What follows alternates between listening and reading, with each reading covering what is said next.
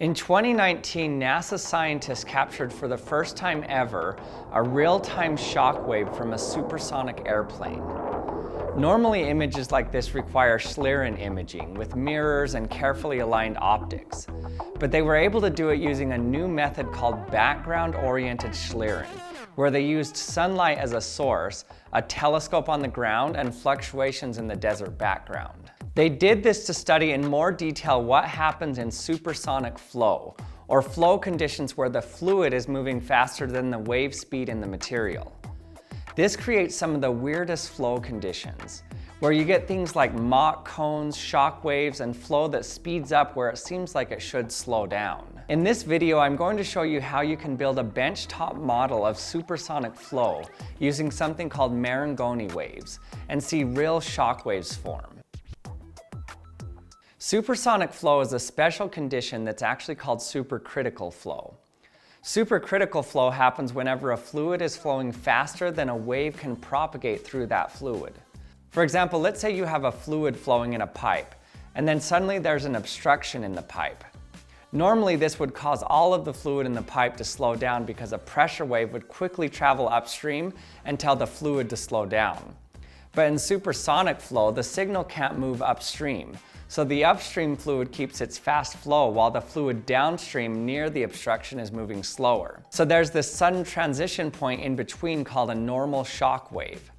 This is the point where the supercritical fluid moving faster than the wave speed suddenly encounters the slower downstream fluid, and the velocity drops abruptly. This shock zone actually appears upstream from where the obstruction is.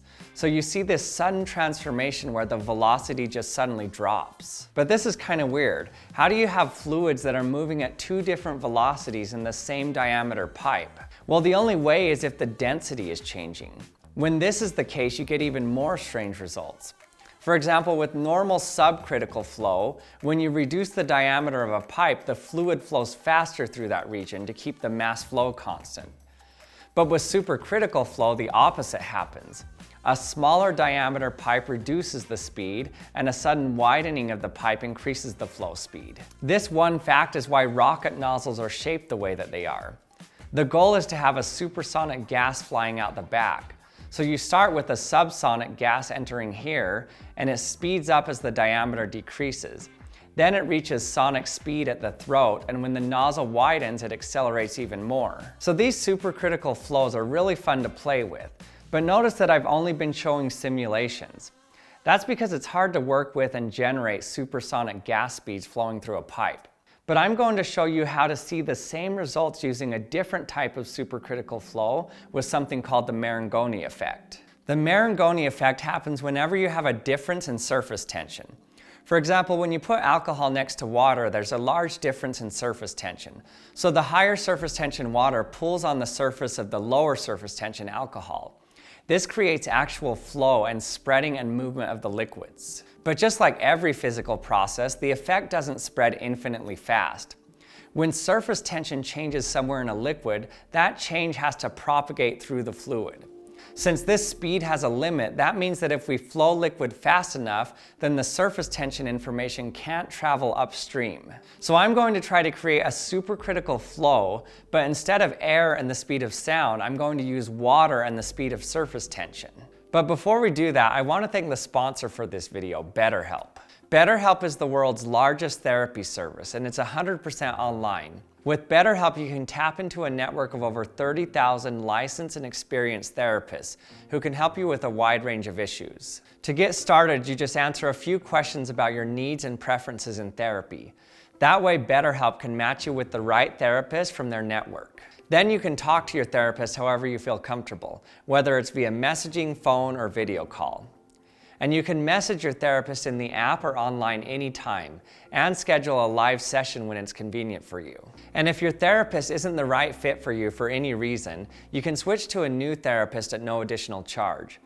With BetterHelp, you get the same professionalism and quality you would expect from in-office therapy, but with more scheduling flexibility and at a more affordable price. BetterHelp accepts both HSA and FSA cards, making it even easier to prioritize your mental health. In 2024 alone, over 137,000 people used their HSA or FSA benefits for therapy through BetterHelp. So be sure to use yours before they expire. So get 10% off your first month at betterhelp.com/actionlab, or just click the link in the description. And thanks to BetterHelp for sponsoring this video. Now let's get back to our experiment. Surfactants lower the surface tension of water, and the more surfactant there is, the lower the surface tension.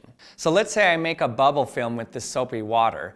If there are any areas where the bubble is thicker, then the surfactants on the surface will spread more thinly. So the surface tension will be higher due to less surfactant on the surface. This will cause the thinner areas to pull the thicker areas toward them due to the Marangoni effect. So we can use this one fact here. So I'm going to create a bubble film that gets thinner from top to bottom. The way I'm going to do this is feed the bubble solution from the top at a certain flow rate. This will cause the solution to flow down these two strings here. The string widens and then goes straight down. So I can connect the initial bubble film just by connecting my finger across and sliding it down to the bottom. So now this soapy water is flowing down the strings here in this bubble film. So it might not look like it, but there's actually fluid flowing down this bubble film. You can see it dripping off the bottom here. It starts out slow, but it speeds up as it falls. This causes the velocity to increase, but we have the same volumetric flow rate of water, so that means that the bubble film will thin as it falls. So the curve we would expect would look like this. But let's check what we actually see. Okay, let's start it flowing here. So now we can see we have a nice bubble film here, but we can't really see the flow. So to see it better, I'm going to shine a bright point source of light, so we're actually going to be looking at the shadow of the film. So let's see if the velocity just continually increases. Okay, now this is weird. Look what we see right here near the bottom. There's a point where the flow suddenly just slows down. This is actually a normal shock wave. It's the point at which the surface tension becomes so strong that it can overcome the velocity flowing downward. So the shock occurs right where the fluid velocity exactly equals the Marangoni wave speed. You can see this with real data of the velocity profile. And if you look at the mathematics, there's a singularity right where this happens. It's when the change in velocity is infinitely steep. Where the two velocities are equal, it causes us to divide by 0 in the equation. So it's weird that in the mathematics, our equation blows up. But in real life, there's just a bunch of turbulence and then a transition. So somehow nature knew what to do when our equations didn't. What's really cool is now that we can create this flow, we can even recreate a rocket nozzle. I'm going to turn the camera sideways so we can see this full length. And if I pinch it together to make a rocket nozzle shape, you can see that at the inlet, the fluid is subcritical and slower. But then as it diverges, it goes supercritical. So there's a shock right at this pinch point here. Then at the outlet, there's another shock when it hits the downstream flow again. You can also see that once the transition happens, there's a lot of turbulence. This shows us that in shock waves, there's a lot of energy lost due to turbulence. The organized motion of the flow gets scrambled into chaotic motion and heat. But how is there this fast fluid and then suddenly slow fluid at the same length of pipe? Well, with air, when this happens, we know that the density changes. But in this case, the thickness of the film is what's changing. What's cool is that I can actually show how the thickness is increasing by using the interference of monochromatic light. This low pressure sodium vapor lamp only outputs one wavelength of light. So we can see interference bands on the film that depends on the thickness. Areas where the fringes change rapidly correspond to regions where the thickness is changing. So at the top, the fringes show a relatively thicker region. Then as we go down, it becomes thinner, but then suddenly it becomes thicker again right at the shock. So above the shock zone, this is technically supercritical flow. That means I should be able to see the same type of wave cone that appears in supersonic flow. And sure enough, if I stick a pin into the film and create a disturbance, then I see a cone that spreads out at a defined angle. I found a research paper where they did the same method and were even able to produce beautiful shock structures in the film. Remember that shock waves appear whenever information can't travel fast enough through a flowing system. And sometimes even something as simple as a soap bubble can reveal the same deep physics that governs the most extreme objects in the universe. And thanks for watching another episode of the Action Lab. I hope you learned something. If you haven't subscribed yet, remember to hit that subscribe button, and we'll see you next time.